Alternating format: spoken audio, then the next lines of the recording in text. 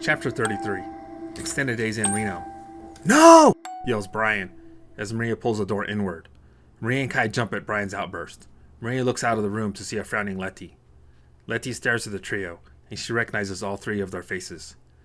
I need to warn you, says Letty. Maria's heart drops. She thinks, no, Letty. Her face falls. Her heart breaks. You're in danger.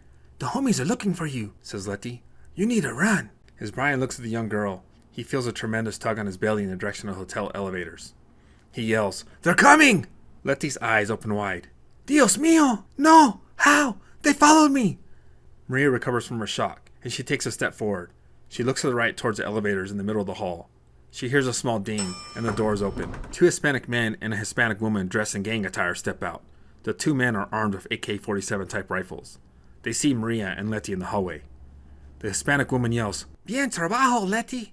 Muévete! No, stop, yells Letty. Maria grabs Letty by the shoulders, and she pulls her into the room. The gang members in the hallway start running towards their door. Maria yells, Kai, lock the door! Kai rushes past Maria and slams the door.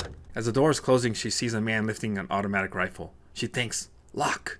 A roaring sound comes from the other side of the door. The magically locked door stops the incoming rounds.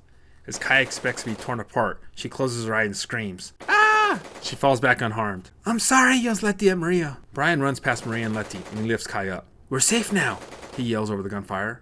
All four back up into the living room. They continue to hear a series of rifle rounds impacting the hotel door. They hear someone yell from outside the room. You're dead, homegirl!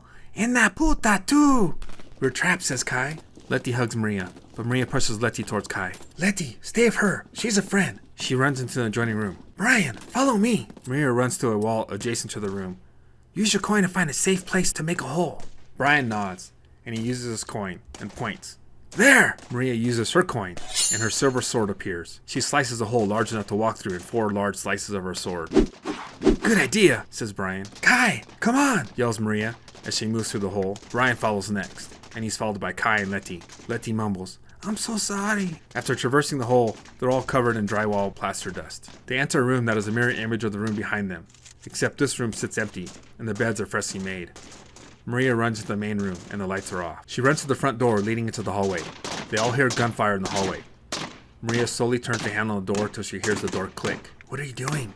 What's the plan? Whispers Brian. I'm waiting for them to reload, says Maria. When there's a lull in the gunfire, Maria pulls the hotel door open into the room. Brian holds the door, and Maria leans out of the doorway and squeezes her unlocked sword coin. A silver bow appears. It glistens from the hallway light. Maria pulls back and fires. A silver arrow flies down the hallway and strikes one of the men in the chest as he loads a fresh magazine into his rifle. Since he's facing the door, he's struck through both lungs. He falls to his knees. His partner turns to his fallen friend. The arrow in his fallen friend's torso disappears. He thinks, ¿Cómo? An arrow strikes him in the chest, slightly to the left of his sternum. He falls backwards and drops his rifle. His body and his friend's body hit the ground at almost the same time. Maria sees a final gang member by the elevators. She has one hand pressed against her ear, and a cell phone pressed to the other. Before Maria can fire another arrow, the woman disappears into the elevator. Run! To the emergency exits! Yells Maria. Maria runs towards the emergency exit stairway and away from the elevators. Everyone else follows. Brian yells at Maria. They are below us! Probably in the lobby! As they near the exit stairwell entrance, a fire alarm starts to wail.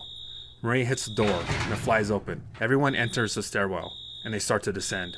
Kai thinks, I hate stairwells. From now on, the ground floor only. Chapter 34. Emergency Dispatch Department, Reno, Nevada. Fire Unit 23. We have reports of a fire at the Extended Days Inn on Wall Avenue. All units, we have multiple reports of gunfire at the Extended Days Inn on Wall Avenue. Security has engaged multiple suspects. They seem to be wearing local 8's gang attire. Fire Unit 23, please await clearance from police units before entering Extended Days Inn. Police units, we have reports of multiple casualties at the Extended Days. Proceed with caution. Medical units, please await clearance from police units before entering the Wall Avenue Extended Days Inn. Chapter 35. Casa del Fuego, Santa Barbara, California. Mr. Austin reads a message on his secure laptop. Some locals called in. They are positive they have a lead. How should we proceed? He types, activate all assets. Affirmative. Chapter 36. Southbound Freeway, Reno, Nevada. Okay, boy. Time to put in some work, says Officer Mancini as he accelerates to Wall Avenue. Spartan alerts at his partner's words. He starts to pace and prepare for the action ahead. He stares at the passenger seat and growls.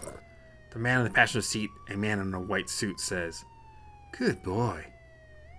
Spartan's stomach grumbles, hungry for white meat. Chapter 37. The Devil's Children Clubhouse. A large number of motorcycle engines erupt to life. The engine noise can be heard from miles away. The current sergeant of arms, and soon-to-be promoted president of the Reno chapter of the Devil's Children Motorcycle Club, slings his favorite .308 caliber carbine across his shoulders. This lightweight rifle packs enough punch to take out an elk. The game he's hunting today shouldn't be as large. He wraps a black bandana around his temples, and he places a rounded helmet onto his head. Those around him can see his newly inked tattoo. It depicts a demonic skull biting into the name, Duke. And underneath the skull it reads, "Revenge is nigh."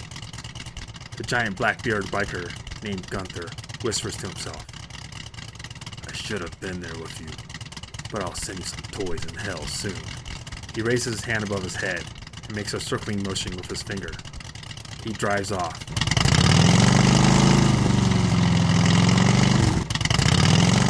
Like a large roaring dragon, the long body and tail follow the head.